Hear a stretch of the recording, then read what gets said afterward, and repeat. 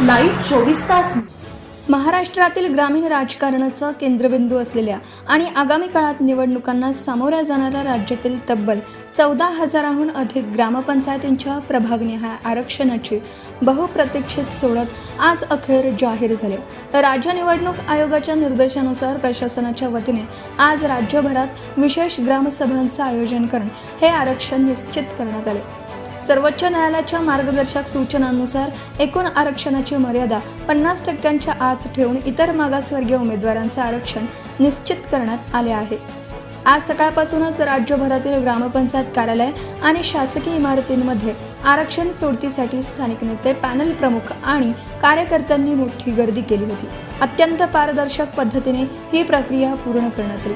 यंदाच्या आरक्षण सोडतीत महिलांसाठी 50% जागा राखीव ठेवणं बंधनकारक असल्याने राज्यातील अर्ध्याहून अधिक ग्रामपंचायतींवर महिलांचं वर्चस्व असणार आहे.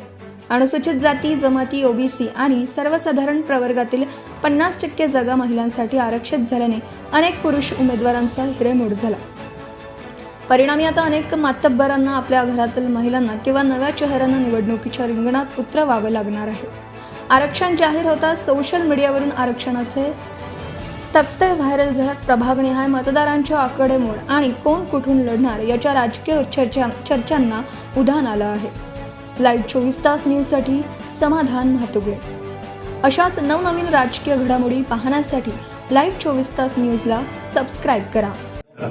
एकंदरीत आजची ग्रामसभा अत्यंत खेळीमेळ झाली. प्रभागनिहायचं आरक्षण आहे ते अत्यंत पारदर्शकपणे यामध्ये करण्यात आलेलं आहे. तांबूस फुटता उधळलाली भूपाळी रामपारी, दिशा नाही उजळल्या आल गोकुळ आपुल्या दारी.